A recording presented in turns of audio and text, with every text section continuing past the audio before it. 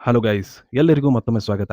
Part 1ರಲ್ಲಿ ಇಕ್ಬಾಲ್ ಇದ್ದವನು ಭಾರತದ ಒಬ್ಬ ಸ್ಪಾಯನನ್ನ ಕೊಲ್ಲುವುದನ್ನು ನೋಡಿದ್ದೀರಾ. ಈಗ ಅದರ ಮುಂದಿನ ಭಾಗವನ್ನ ಈ ವಿಡಿಯೋದಲ್ಲಿ ನೋಡ್ತೀರಾ. ಬನ್ನಿ ತಡ ಮಾಡದೆ ಮುಂದಿನ ಭಾಗವನ್ನ ನೋಡೋಣ. ಹಾಗೆ ನಮ್ಮ ಕಿರಣ್ ಮೂವಿ ಸ್ಟೋರಿ ಅನ್ನೋ ಯೂಟ್ಯೂಬ್ ಚಾನಲ್ನ ಸಬ್ಸ್ಕ್ರೈಬ್ ಮಾಡ್ಕೊಳ್ಳಿ. ಹಾಗೆ ಫೇಸ್ಬುಕ್ ಪೇಜನ್ನ ಫಾಲೋ ಮಾಡ್ಕೊಳ್ಳಿ. ಬನ್ನಿ ಈಗ ಮೂವಿಯನ್ನ ನೋಡೋಣ. ಕೆನಾನಿ ಗ್ರೂಪ್ನಿಂದ ಮರಳಿ ಉಜ್ಜೇರ್ ಮತ್ತು ರೆಹಮಾನ್ ಮನೆಗೆ ಬರುತ್ತಿರ್ತಾರೆ. ಅಷ್ಟರಲ್ಲಿ ಉಜ್ಜೇರ್ಗೆ ಒಂದು ಕಾಲ್ ಬರುತ್ತೆ. ಆ ಕಡೆಯಿಂದ ಹೇಳ್ತಾನೆ, ರೆಹಮಾನ್ ಡಕೈತ್ನನ್ನ ಈಗ SP ಅಸ್ಲಂ ಅರೆಸ್ಟ್ ಮಾಡಿದ್ದಾನೆ ಎಂದು. ಅವಾಗ ಈ ಉಜ್ಜೇರ್ ಇದ್ದವನು ಜಮೀಲ್ಗೆ ಕಾಲ್ ಮಾಡ್ತಾನೆ. ಈಗ ಜಮೀಲ್ ಇದ್ದವನು ಮನೆಯಲ್ಲಿ ಕ್ರಿಕೆಟ್ ನೋಡುತ್ತಾ ಕುಳಿತಿರುತ್ತಾನೆ. ಎಲ್ಲವೂ ಕೂಡ ಈ ಜಮೀಲ್ನೇ ಮಾಡಿರುತ್ತಾನೆ. ಹಾಗೆ ಈಗ ಉಜ್ಜೇರ್ ಇದ್ದವನು ಜಮೀಲ್ಗೆ ಕಾಲ್ ಮಾಡಿ ಹೇಳಿದಾಗ ಉಜ್ಜೇರ್ನ ಮುಂದೆ ಮಾತನಾಡುತ್ತಿದ್ದಾಗ ಮಾತ್ರ ನಾನು ನೋಡಿಕೊಳ್ಳುತ್ತೇನೆ ಎನ್ನುತ್ತಾನೆ. ಆದರೆ ಮತ್ತೆ ಕಾಲ್ ಕಟ್ ಮಾಡಿದ ಮೇಲೆ ಆ ಫೋನನ್ನು ಬಿಸಾಕಿ ಸುಮ್ಮನೆ ಕುಳಿತು ಬಿಡುತ್ತಾನೆ. ಆವಾಗ ಹಮ್ಜಾಗೆ ಒಂದು ವಿಚಾರ ತಲೆಯಲ್ಲಿ ಬರುತ್ತೆ. ಮನೆಗೆ ಹೋಗೋಣ ನಡೆ ಎಂದು ಹೇಳುತ್ತಾನೆ. ಆವಾಗ ಉಜ್ಜೇರ್ ಇದ್ದವನು ಕಾರನ್ನ ತೆಗೆದುಕೊಂಡು ಮನೆಗೆ ಬರುತ್ತಾರೆ. ಮನೆಗೆ ಬರುವುದರೊಳಗೆ ಹಮ್ಜಾ ಇದ್ದವನು ಆ ಅಡುಗೆ ಮಾಡುವವನನ್ನ ಬಡಿಯಲು ಶುರು ಮಾಡುತ್ತಾನೆ. ಉಜ್ಜೇರ್ ಇದ್ದವನು ಬೇಡ ಎನ್ನುತ್ತಾನೆ. ಆದರೂ ಕೂಡ ಹಮ್ಜಾ ಇದ್ದವನು ಕೇಳುವುದಿಲ್ಲ. ಹಾಗೆ ಬಡಿಯುತ್ತಾ ಇರುತ್ತಾನೆ. ಆ ಒಂದು ಜ್ಯೂಸ್ ನಲ್ಲಿ ಏನು ಮಿಕ್ಸ್ ಮಾಡಿದ್ದೆ ಎಂದು ಹೇಳುತ್ತಾನೆ. ಹಾಗೆ ಇದರ ಹಿಂದೆ ಯಾರು ಇದ್ದಾರೆ ಎಂದು ಕೇಳುತ್ತಾನೆ. ಮೊದಲು ಏನೂ ಕೂಡ ಅಡುಗೆ ಮಾಡುವವನು ಹೇಳುವುದಿಲ್ಲ. ನಂತರ ಅವನ ಬೆರಳುಗಳನ್ನು ಕತ್ತರಿಸಲು ಶುರು ಮಾಡುತ್ತಾನೆ. ಅವಾಗ ಒಬ್ಬ ಅಡುಗೆ ಮಾಡುವವನು ಅರ್ಷದ್ ಪಪ್ಪುವಿನ ಹೆಸರನ್ನು ತೆಗೆದುಕೊಳ್ಳುತ್ತಾನೆ. ಅರ್ಷದ್ ಪಪ್ಪು ಎಂಬುವನು ಬಾಬು ಡಕೈತ್ನ ಜೊತೆ ಇದ್ದವನು. ಹಾಗೆ ಇವನನ್ನು ಹೊಡೆಯುತ್ತಿರುವಾಗ ಹಮ್ಜಾನ ಪ್ರೇಯಸಿ ಕಾಲ್ ಮಾಡ್ತಾಳೆ. ಕಾಲ್ ಮಾಡಿ ಈಗ ಒಂದು ನಿನಗೆ ವಿಚಾರವನ್ನು ಕಳಿಸಿದ್ದೇನೆ, ವಿಡಿಯೋವನ್ನು ನೋಡು ಎನ್ನುತ್ತಾಳೆ. ಅಷ್ಟರಲ್ಲಿ ಒಂದು ಗುಂಡಿನ ಸದ್ದು ಕೇಳಿಸುತ್ತೆ. ಏಕೆಂದರೆ ಈಗ ಆ ಒಬ್ಬ ಅಡುಗೆ ಮಾಡುವವನನ್ನ ನಮಗೆ ಮೋಸ ಮಾಡಿದ್ದಕ್ಕೆ ಅವನನ್ನ ಅಲ್ಲಿಯೇ ಸಾಯಿಸಿ ಬಿಟ್ಟಿರುತ್ತಾನೆ ಉಜ್ಜಯರು. ಈಗ ಹಮ್ಜಾ ಇದ್ದವನು ತನ್ನ ಪ್ರೇಯಸಿಗೆ ಹೇಳುತ್ತಾನೆ, ನಿನ್ನ ಮೊಬೈಲನ್ನು ಸ್ವಿಚ್ ಆಫ್ ಮಾಡಿಕೊಂಡು ನನ್ನ ಮನೆಗೆ ಹೋಗಿ ಅಲ್ಲಿ ಇರು, ನಾನು ಸಾಯಂಕಾಲದ ಹೊತ್ತಿಗೆ ಬರುತ್ತೇನೆ ಎಂದು ಹೇಳುತ್ತಾನೆ. ಅಷ್ಟರಲ್ಲಿ ಅವಳು ಕೂಡ ಈ ಮಾತಿಗೆ ಒಪ್ಪಿ ಆ ಒಂದು ಮನೆಗೆ ಬರುತ್ತಾಳೆ. ಹಾಗೆ ಮುಂದಿನ ದೃಶ್ಯದಲ್ಲಿ SP ಅಸ್ಲಂ ಇದ್ದವನು ಆ ರೆಹಮಾನ್ ಅನ್ನ ಜೈಲಿಗೆ ಒಯ್ಯದೆ ಒಂದು ನಿರ್ಜನ ಪ್ರದೇಶಕ್ಕೆ ಕರೆದುಕೊಂಡು ಹೋಗುತ್ತಾನೆ. ಆ ರೆಹಮಾನ್ ಅನ್ನ ಅಲ್ಲಿ ಹೋಗಿ ಕೊಲ್ಲುವ ಪ್ಲಾನ್ ಆಗಿರುತ್ತೆ ಈ SP ಅಸ್ಲಂದು. ಅಷ್ಟರಲ್ಲಿ ಹಮ್ಜಾ ಇದ್ದವನು ಒಂದು ವಿಡಿಯೋವನ್ನ ಜಮೀಲ್ಗೆ ಕಳಿಸುತ್ತಾನೆ. ಜಮೀಲ್ ಇದ್ದವನು ಆ ವಿಡಿಯೋವನ್ನ ನೋಡುತ್ತಾನೆ. ಅವನಿಗೆ ಭಯ ಶುರುವಾಗುತ್ತೆ. ಏಕೆಂದರೆ ಆ ವಿಡಿಯೋದಲ್ಲಿ ಅರ್ಷದ್ ಪಪ್ಪು ಹಾಗೂ SP ಅಸ್ಲಂ ಮತ್ತು ಜಮೀಲ್ 3 ಜನ ಸೇರಿ ರೆಹಮಾನ್ ಅನ್ನ ಹೇಗೆ ಸಾಯಿಸಬೇಕು ಎಂದು ಮಾತನಾಡುತ್ತಿರುತ್ತಾರೆ. ಈ ವಿಡಿಯೋವನ್ನ ನೋಡಿ ಜಮೀಲ್ಗೆ ಶಾಕ್ ಆಗುತ್ತೆ. ಜಮೀಲ್ಗೆ ಹಮ್ಜಾ ಇದ್ದವನು ಕಾಲ್ ಮಾಡ್ತಾನೆ. ಕಾಲ್ ಮಾಡಿ ಆ ರೆಹಮಾನ್ ಅನ್ನ ಬಿಡುವಂತೆ SP ಅಸ್ಲಂಗೆ ಹೇಳು ಎಂದು ಹೇಳುತ್ತಾನೆ. ಇಲ್ಲದಿದ್ದರೆ ಈ ವಿಡಿಯೋವನ್ನ ಎಲ್ಲ ಪ್ರೆಸ್ಗಳಿಗೆ ಕೊಡುತ್ತೇನೆ ಎಂದು ಹೇಳುತ್ತಾನೆ. ಆವಾಗ ಭಯದಿಂದ ಜಮೀಲ್ ಇದ್ದವನು SP ಅಸ್ಲಂಗೆ ಕಾಲ್ ಮಾಡ್ತಾನೆ. SP ಅಸ್ಲಂಗೂ ಕೂಡ ಈ ಒಂದು ವಿಡಿಯೋವನ್ನ ಜಮೀಲ್ ಕಳಿಸಿರುತ್ತಾನೆ. ಆದರೆ ಅಸ್ಲಂ ಇದ್ದವನು ಈ ಒಂದು ವಿಚಾರಕ್ಕೆ ತಲೆ ಕೆಡಿಸಿಕೊಳ್ಳುವುದಿಲ್ಲ. ಹೇಗಾದರೂ ಮಾಡಿ ಒಟ್ಟಿನಲ್ಲಿ ಆ ರೆಹಮಾನ್ ಅನ್ನ ಇವತ್ತು ಸಾಯಿಸಬೇಕೆಂದು ಅಂದುಕೊಂಡಿರುತ್ತಾನೆ. ಈಗ ಮರಳಿ ಮತ್ತೆ ಹಮ್ಜಾಗೆ ಕಾಲ್ ಮಾಡಿ ಜಮೀಲ್ ಹೇಳ್ತಾನೆ, ಅವನು ನನ್ನ ಮಾತು ಕೇಳ್ತಾ ಇಲ್ಲ ಎಂದು. ಮತ್ತೆ ಹಮ್ಜಾ ಇದ್ದವನು ಈ ಲಿಹಾರಿ ಟಾಸ್ಕ್ ಫೋರ್ಸ್ನ ಆಫೀಸ್ ಎಲ್ಲಿದೆ ಎಂದು ಕೇಳುತ್ತಾನೆ. ಜಮೀಲ್ ಇದ್ದವನು ಈ ಟಾಸ್ಕ್ ಫೋರ್ಸ್ ಆಫೀಸನ್ನು ಹೇಳುತ್ತಾನೆ. ಈಗ ಹಮ್ಜಾ ಮತ್ತು ಉಜ್ಜೇರ್ ಇಬ್ಬರು ಸೇರಿ ಲಿಹಾರಿ ಟಾಸ್ಕ್ ಫೋರ್ಸ್ ಆಫೀಸ್ಗೆ ಬರುತ್ತಾರೆ. ಬಂದು ಅಲ್ಲಿದ್ದವರನ್ನು ಎಲ್ಲರನ್ನು ಹೊಡೆಯುತ್ತಾರೆ. ಹೀಗೆ ಹೊಡೆಯುವ ದೃಶ್ಯವನ್ನ ಟಾಸ್ಕ್ ಫೋರ್ಸ್ನ ಹೆಡ್ ಆದಂಥ ವ್ಯಕ್ತಿಗೆ ಕಳಿಸುತ್ತಾರೆ. ರೆಹಮಾನ್ ಅನ್ನ ಈ ಒಂದು ಜಾಗಕ್ಕೆ ಕರೆದುಕೊಂಡು ಬರೆದಿದ್ದರೆ ಈ ಎಲ್ಲ ಆಫೀಸರ್ಗಳನ್ನು ನಾವು ಸಾಯಿಸ್ತೇವೆ ಎಂದು ಹಮ್ಜಾ ಇದ್ದವನು ಅಲ್ಲಿ ಹೇಳಿರುತ್ತಾನೆ. ತನ್ನ ಜೊತೆ ಇದ್ದವರು ಸಾಯುತ್ತಾರೆ ಎಂದು ಈಗ ಆ ರೆಹಮಾನ್ ಅನ್ನ ಆ ಪ್ರದೇಶಕ್ಕೆ ಬಂದು ಅವನನ್ನ ಬಿಡುಗಡೆ ಮಾಡುತ್ತಾರೆ. ಆದರೆ SP ಅಸ್ಲಂ ಇದ್ದವನು ಹಮ್ಜಾಗೆ ಒಂದು ವಾರ್ನಿಂಗ್ ಅನ್ನ ಇಲ್ಲಿ ಕೊಡುತ್ತಾನೆ. ರೆಹಮಾನ್ ಗ್ಯಾಂಗ್ ಮತ್ತೆ ಈಗ ಕನಾನಿ ಗ್ರೂಪ್ಗೆ ಬರುತ್ತೆ. ಬರುವಷ್ಟರಲ್ಲಿ ಕನಾನಿ ಇದ್ದವನು ರೆಹಮಾನ್ ಅನ್ನ ಸ್ವಾಗತ ಮಾಡುತ್ತಾನೆ. ನೀವು ಕೊಟ್ಟ ಬಂದೂಕಿನಿಂದ ಈಗ ಒಂದು ಕೆಲಸ ಆಗಿದೆ, ನೋಡು ಬನ್ನಿ ಎಂದು ಕರೆದುಕೊಂಡು ಹೋಗುತ್ತಾನೆ. ಅಲ್ಲಿ ಹೋಗಿ ನೋಡುವಷ್ಟರಲ್ಲಿ ಭಾರತದ 7 ಸ್ಥಳಗಳಲ್ಲಿ ಈಗ ಟೆರರಿಸ್ಟ್ಗಳು ಅಟ್ಯಾಕ್ ಅನ್ನ ಮಾಡ್ತಿರ್ತಾರೆ. ಅದರಲ್ಲಿ ಮುಖ್ಯವಾಗಿ ತಾಜ್ ಹೋಟೆಲ್ ಕೂಡ ಆಗಿರುತ್ತೆ. ಹಾಗೆ ಇಲ್ಲಿಂದ ಇಕ್ಬಾಲ್ ಅವರನ್ನ ಗೈಡ್ ಕೂಡ ಮಾಡ್ತಿರುತ್ತಾನೆ. ಆದರೆ ಈ ವಿಷಯವನ್ನ ಹಮ್ಜಾ ನೋಡಿ ಅವನಿಗೆ ಶಾಕ್ ಆಗುತ್ತೆ. ಹಾಗೆ ನೋವು ಕೂಡ ಆಗುತ್ತೆ. ನಾವು ಇನ್ಫಾರ್ಮೇಶನ್ ಕೊಟ್ಟಿದ್ದರೂ ಸಹಿತ ಹೇಗೆ ಈ ರೀತಿ ಆಯಿತು ಎಂದು ಅಂದುಕೊಳ್ಳುತ್ತಿರ್ತಾನೆ. ಆದರೆ ಈಗ ಅಲ್ಲಿ ಆ ವಿಷಯವನ್ನ ತೋರಿಸಲು ಅವನಿಗೆ ಆಗುವುದಿಲ್ಲ. ಅವನು ಕೂಡ ಎಲ್ಲರ ಜೊತೆ ಸೇರಿ ಘೋಷಣೆಯನ್ನ ಕೂಗುತ್ತಾನೆ. ಮುಂದಿನ ದೃಶ್ಯದಲ್ಲಿ 2009 ಲಿಹಾರಿಯಲ್ಲಿ ಒಬ್ಬ ಭಾಷಣವನ್ನ ಮಾಡುತ್ತಿರ್ತಾನೆ. ಅವನು ಜಮೀಲ್ನ ಪಕ್ಷದವನೇ ಆಗಿರುತ್ತಾನೆ.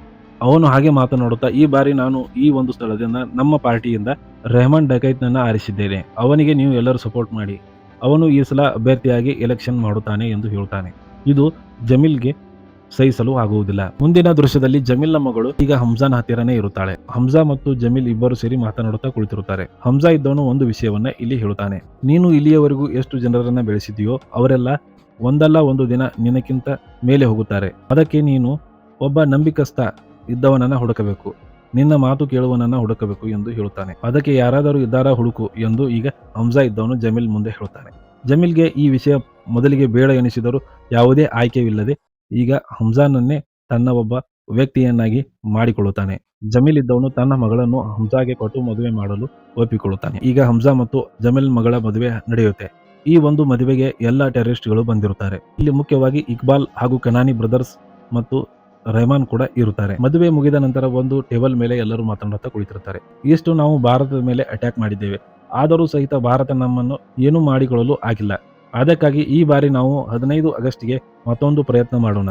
ಗುಂಡುಗಳು ಹಾಗೂ ಮದ್ದುಗಳನ್ನು ಕೊಡುವಂತೆ ರೆಹಮಾನ್ಗೆ ಕೇಳುತ್ತಾನೆ ಇಕ್ಬಾಲ್. ಒಂದು ತಾರೀಖನ್ನ ಫಿಕ್ಸ್ ಮಾಡಿ, ಆ ತಾರೀಕಿನ ದಿನ ನಾವು ನಿಮಗೆ ಈ ಒಂದು ಬಂದೂಕುಗಳನ್ನ ಮುಟ್ಟಿಸುತ್ತೇವೆ ಎಂದು ಹೇಳುತ್ತಾನೆ. ಈಗ ರೆಹಮಾನ್ ಇದ್ದವನು ಉಜ್ಜರ್ಗೆ ಹೇಳುತ್ತಾನೆ, ಯಾವ ಪ್ರೋಗ್ರಾಮ್ ಇಲ್ಲ, ಆ ಒಂದು ಡೇಟ್ ಅನ್ನ ಫಿಕ್ಸ್ ಮಾಡಿ ಎಂದು ಹೇಳುತ್ತಾನೆ. ಉಜ್ಜರ್ನ ಕಿಸೆಯಲ್ಲಿದ್ದ ಬುಕ್ ಅನ್ನು ತೆಗೆಯುವಾಗ ಬುಕ್ ಕೆಳಗಡೆ ಬೀಳುತ್ತೆ. ಆ ಬುಕ್ ಅನ್ನ ಈಗ ಹಮ್ಜಾ ತೆಗೆದುಕೊಳ್ಳುತ್ತಾನೆ. ಹಮ್ಜಾ ತೆಗೆದುಕೊಂಡು 9ನೇ ಆಗಸ್ಟ್ ಎಂದು ಈಗ ಹಮ್ಜಾ ಇದ್ದವನೇ ಹೇಳುತ್ತಾನೆ. ಅವತ್ತು ಒಂದು ಫಂಕ್ಷನ್ ಇರುತ್ತೆ, ಆದರೂ ಕೂಡ ಅವತ್ತು ಆ ಡೇಟ್ ಅನ್ನ ಫಿಕ್ಸ್ ಮಾಡುತ್ತಾನೆ ಹಮ್ಜಾ. ರೆಹಮಾನ್ ಕೂಡ 9ನೇ ತಾರೀಕಿನಂದು ನಿಮಗೆ ನಿಮ್ಮ ಸಾಮಾನುಗಳು ಮುಟ್ಟುತ್ತವೆ ಎಂದು ಹೇಳುತ್ತಾನೆ. ಮುಂದಿನ ದೃಶ್ಯದಲ್ಲಿ ಒಂದು ವಿಷಯ ಕಾಣುತ್ತೆ. ಹಮ್ಜಾ ಇದ್ದವನು ಒಬ್ಬನೇ ಹೋಗಿ ಆ ಶರಾನಿಗೆ ಭೇಟಿಯಾಗುತ್ತಾನೆ. ಈ ಲಿಸ್ಟ್ ನಲ್ಲಿ ಇರುವ ಪ್ರಕಾರ ನೀವು 9ನೇ ತಾರೀಕಿನಂದು ನಮಗೆ ಈ ಸಾಮಾನುಗಳನ್ನ ಕೊಡಬೇಕು ಎಂದು ಹೇಳುತ್ತಾನೆ. ಅದಕ್ಕೆ ಶರಾನಿನೂ ಕೂಡ ಈಗ ಒಪ್ಪಿಕೊಳ್ಳುತ್ತಾನೆ. ಈಗ 9 ಆಗಸ್ಟ್ 2009 ಬರುತ್ತೆ. ಅಲ್ಲಿ ಒಂದು ನೀರಿನ ಡ್ಯಾಮ್ ಅನ್ನ ಉದ್ಘಾಟನೆ ಮಾಡಲು ರೆಹಮಾನ್ ಬಂದಿರುತ್ತಾನೆ. ಈ ಉದ್ಘಾಟನೆಯನ್ನ ಮಾಡುತ್ತಾ ಇರುವಾಗಲೇ ಉಜ್ಜರ್ಗೆ ಒಂದು ಕಾಲ್ ಬರುತ್ತೆ. ಈ ಕಾಲ್ನಲ್ಲಿ ಶರಾನಿ ಇದ್ದವನು ಹೇಳುತ್ತಾನೆ, ಈಗ ಈ ಒಂದು ಸಾಮಾನುಗಳನ್ನು ತಂದು ಈ ಒಂದು ಸ್ಥಳದಲ್ಲಿ ಇಟ್ಟಿದ್ದೇವೆ, ನೀವು ಯಾವಾಗ ಬರುತ್ತೀರಿ ಎಂದು ಕೇಳುತ್ತಾನೆ. ಆವಾಗ ಉಜ್ಜರ್ಗೆ ಸ್ವಲ್ಪ ಶಾಕ್ ಆಗುತ್ತೆ. ನಾವು ಈ ಡೇಟನ್ನು ಫಿಕ್ಸ್ ಮಾಡಿಲ್ಲ ಎಂದು ಅಂದುಕೊಳ್ಳುತ್ತಾನೆ. ಆವಾಗ ಹಮ್ಜಾ ಇದ್ದವನು ಹೇಳುತ್ತಾನೆ, ಈ ಡೇಟನ್ನು ರೆಹಮಾನ್ ಅವರೇ ಫಿಕ್ಸ್ ಮಾಡಿದ್ದರು, ನಾನು ಹೋಗಿ ತರ್ತೀನಿ ಅಂತ ಮೊದಲು ಹೇಳುತ್ತಾನೆ. ಆವಾಗ ಉಜ್ಜೇರ್ ಇದ್ದವನು, ಬೇಡ ನಾನು ಹೋಗುತ್ತೇನೆ, ನೀನು ರೆಹಮಾನ್ ಅವರ ಹತ್ತಿರ ಇರು ಎಂದು ಹೇಳಿ ಆ ಒಂದು ಸಾಮಾನುಗಳನ್ನು ತೆಗೆದುಕೊಳ್ಳಲು ಈಗ ಉಜ್ಜೇರ್ ಇದ್ದವನು ಹೋಗುತ್ತಾನೆ. ಈ ಕಡೆ ಈಗ ಹಮ್ಜಾ ಇದ್ದವನು ರೆಹಮಾನ್ ಅನ್ನ ತನ್ನ ಕಾರಿನಲ್ಲಿ ಕೂಡಿಸಿಕೊಂಡು ಬರುತ್ತಿರ್ತಾನೆ. ಸಿಗ್ನಲ್ ಗ್ರೀನ್ ಆದ ತಕ್ಷಣ ಹಮ್ಜಾ ಇದ್ದವನು ಆ ಹಾದಿಯನ್ನ ಬಿಟ್ಟು ಬೇರೆ ಹಾದಿಯನ್ನ ತೆಗೆದುಕೊಳ್ಳುತ್ತಾನೆ. ಹಾಗೆ ಒಳಗಡೆ 3 ಜನ ಇದ್ದವರು ಮಲಗಿಕೊಂಡಿರುತ್ತಾರೆ. ಹಮ್ಜಾ ಇದ್ದವನು ಕಾಡಿನ ಮೂಲಕ ಕಾರನ್ನ ತೆಗೆದುಕೊಂಡು ಹೋಗುತ್ತಿರ್ತಾನೆ. ಅವಾಗ ರೆಹಮಾನ್ಗೆ ಎಚ್ಚರಾಗಿ ಈ ಕಡೆಯಿಂದ ಏಕೆ ಎಂದು ಕೇಳುತ್ತಾನೆ. ಆ ಒಂದು ಸ್ಥಳದಲ್ಲಿ ಟ್ರಾಫಿಕ್ ಇದ್ದ ಕಾರಣ ಈ ಒಂದು ದಾರಿ ಮೂಲಕ ಹೊರಟಿದ್ದೇವೆ ಎಂದು ಹೇಳುತ್ತಾರೆ. ಅಷ್ಟರಲ್ಲಿ ಒಂದು ಫ್ಲಾಶ್ ಬ್ಯಾಕ್ ಅನ್ನ ತೋರಿಸ್ತಾರೆ. ಇಲ್ಲಿ SP ಅಸ್ಲಂ ಹಾಗೂ ಹಮ್ಜಾ ಮತ್ತು ಜಮೀಲ್ 3 ಜನ ಸೇರಿ ರೆಹಮಾನ್ ಅನ್ನ ಕೊಲ್ಲುವಂತೆ ಪ್ಲಾನ್ ಮಾಡಿರುತ್ತಾರೆ. ಈಗ ರೆಹಮಾನ್ ಅನ್ನ ಕೊಲ್ಲಬೇಕೆಂದೇ ಹಮ್ಜಾ ಇದ್ದವನು ಕಾರನ್ನ ಬೇರೆ ಕಡೆ ಒಯ್ಯುತ್ತಿರ್ತಾನೆ. ಈಗ ಡೌಟ್ ಬರುತ್ತೆ ರೆಹಮಾನ್ಗೆ. ತನ್ನ ಹತ್ತಿರ ಇದ್ದ ಚಾಕುವನ್ನ ತೆಗೆದು ಕಾರ್ ನಿಲ್ಲಿಸುವಂತೆ ಕೇಳುತ್ತಾನೆ. ಆವಾಗ ನಿಲ್ಲಿಸದಿದ್ದಕ್ಕೆ ಚಾಕುವನ್ನ ತೆಗೆದುಕೊಂಡು ಅವನನ್ನು ಹೊಡೆಯಲು ಹೋಗುತ್ತಾರೆ. ಹಾಗೆ ಕಾರ್ನಲ್ಲಿಯೇ ಒಂದು ಫೈಟ್ ಶುರುವಾಗುತ್ತೆ. ಆದರೆ ಕಾರ್ ಮಾತ್ರ ನಿಲ್ಲಿಸಲ್ಲ. ಹಾಗೆ ಕಾರ್ ಹೋಗುತ್ತಿರುತ್ತೆ. ಅಷ್ಟರಲ್ಲಿ ಮುಂದೆ ಒಂದು ಕಡೆ ನೀರಿನ ಪಂಪ್ ಇರುತ್ತೆ. ಆ ನೀರಿನ ಪಂಪ್ಗೆ ಹೋಗಿ ಕಾರನ್ನ ಹಾಯಿಸುತ್ತಾನೆ. ಇಲ್ಲಿ ಕಾರ್ ಕೂಡ ಆಕ್ಸಿಡೆಂಟ್ ಆಗುತ್ತದೆ. ಒಳಗಡೆ ಇದ್ದವನು ಒಬ್ಬ ಸಾಯುತ್ತಾನೆ. ಹಾಗೆ ರೆಹಮಾನ್ ಮತ್ತು ಇನ್ನೊಬ್ಬ ಜೀವಂತವಾಗಿರುತ್ತಾರೆ. ಈಗ ಕಾರ್ದಿಂದ ಇಳಿದ ಹಮ್ಜಾ ಇದ್ದವನು ಕಾಡಿನಲ್ಲಿ ಓಡಲು ಶುರು ಮಾಡುತ್ತಾನೆ. ಇನ್ನೂ ಕೂಡ ಈ ಒಬ್ಬ ರೆಹಮಾನ್ ಮತ್ತು ಇನ್ನೊಬ್ಬ ಜೀವಂತವಾಗಿರುತ್ತಾರೆ. ಅಷ್ಟರಲ್ಲಿ ಒಬ್ಬ ಬೈಕ್ ನಲ್ಲಿ ಇವರನ್ನ ಆ ಒಂದು ಕಾಡಿನ ದಾರಿ ಮೂಲಕ ಬರುತ್ತಾನೆ. ಬಂದು ನೋಡುವಷ್ಟರಲ್ಲಿ ರೆಹಮಾನ್ ಕಾರ್ ಆಕ್ಸಿಡೆಂಟ್ ಆಗಿದ್ದು ಕಾಣುತ್ತದೆ. ಹಮ್ಜಾ ಇದ್ದವನು ಈಗ ಕಾಡಿನಲ್ಲಿ ಹೋಗುತ್ತಿದ್ದಾನೆ, ಅವನನ್ನ ಬಿಡಬೇಡ ಎಂದು ರೆಹಮಾನ್ ಹೇಳುತ್ತಾನೆ. ಅವನನ್ನ ಸಾಯಿಸಿ ಬಿಡು ಎಂದು ಹೇಳಿದಾಗ ಆ ಒಬ್ಬ ವ್ಯಕ್ತಿಯು ಹಮ್ಜಾನ ಬೆನ್ನು ಹತ್ತಿ ಹೋಗುತ್ತಾನೆ. ಹಾಗೆ ಈಗ SP ಅಸ್ಲಂ ಇದ್ದವನು ಮುಂದೆ ಕಾಯುತ್ತಾ ಕುಳಿತಿರುತ್ತಾನೆ. ಬಹಳ ವೇಳೆಯಾದರೂ ಬರಲಿಲ್ಲ ಎಂದು ತಾನೇ ಮತ್ತೆ ಜೀಪ್ನಲ್ಲಿ ಕುಳಿತು ಈ ದಾರಿ ಮೂಲಕ ಬರಲು ಶುರು ಮಾಡುತ್ತಾನೆ. ಬರುವಾಗ ರೆಹಮಾನ್ ಕಾರ್ ಆಕ್ಸಿಡೆಂಟ್ ಆಗಿದ್ದು ಸಹಿತ ಈಗ ಅಸ್ಲಂಗೆ ತಿಳಿಯುತ್ತೆ. ಅಲ್ಲಿ ಫೈರಿಂಗ್ ಶುರು ಮಾಡುತ್ತಾರೆ. ರೆಹಮಾನ್ ಡಕೈತ್ ಹಾಗೂ ಮತ್ತೊಬ್ಬ ಫೈರ್ ಮಾಡುತ್ತಿರುತ್ತಾರೆ. ಆ ಕಡೆಯಿಂದ SP ಅಸ್ಲಂ ಹಾಗೂ ಅವನ ಟಾಸ್ಕ್ ಫೋರ್ಸ್ ಫೈರ್ ಮಾಡುತ್ತಿರುತ್ತೆ. ಹೀಗೆ ಫೈರಿಂಗ್ ಶುರು ಆದಾಗ ರೆಹಮಾನ್ ಡಕೈತ್ ಇದ್ದವನು, ನಾನು ಕಾಡಿನಲ್ಲಿ ಹೋಗುತ್ತೇನೆ, ನೀನು ಇವರನ್ನ ಸಂಭಾಳಿಸು ಎಂದು ಆ ರೆಹಮಾನ್ ಡಕೈತ್ ಇದ್ದವನು ಕಾಡಿನಲ್ಲಿ ಓಡುತ್ತಾನೆ. ಅವನು ಓಡಿದ್ದನ್ನ ನೋಡಿದ SP ಅಸ್ಲಂ ಕೂಡ ಕಾಡಿನಲ್ಲಿ ಹೋಗುತ್ತಾನೆ. ಈ ಡೊಂಗಾನನ್ನ ಇಲ್ಲಿ ಈ ಟಾಸ್ಕ್ ಫೋರ್ಸ್ನವರು ಕೊಲ್ಲುತ್ತಾರೆ. ಈಗ ಹಮ್ಜಾಗೆ ಮತ್ತೊಬ್ಬ ವ್ಯಕ್ತಿಗೆ ಫೈಟ್ ಶುರುವಾಗುತ್ತೆ. ಹಮ್ಜಾ ಇದ್ದವನು ಮತ್ತೊಬ್ಬ ವ್ಯಕ್ತಿಯನ್ನ ಕೊಲ್ಲುತ್ತಾನೆ. ಈ ಕಡೆ SP ಅಸ್ಲಂಗೆ ಮತ್ತು ರೆಹಮಾನ್ಗೂ ಕೂಡ ಫೈಟ್ ಶುರುವಾಗಿರುತ್ತೆ. ಇಲ್ಲಿ SP ಅಸ್ಲಂನನ್ನ ರೆಹಮಾನ್ ಇದ್ದವನು ಬಡಿಯುತ್ತಿರ್ತಾನೆ. ಆಗ ಹಮ್ಜಾ ಇದ್ದವನು ಬಂದು ಈ ರೆಹಮಾನ್ ಡಕೈತ್ನನ್ನ ಹೊಡೆಯುತ್ತಾನೆ. ಇಬ್ಬರು ಸರಿ ಈಗ ರೆಹಮಾನ್ ಡಕೈತ್ನನ್ನ ಹೊಡೆಯುತ್ತಾರೆ. ಹಾಗೆ ಇಲ್ಲಿ SP ಅಸ್ಲಂ ಇದ್ದವನು ರೆಹಮಾನ್ಗೆ ಕುತ್ತಿಗೆಗೆ ಒಂದು ಗುಂಡನ್ನು ಹಾರಿಸುತ್ತಾನೆ. ಇದು ಒಂದು ಪ್ಲಾನಿನ ಭಾಗವಾಗಿರುತ್ತದೆ.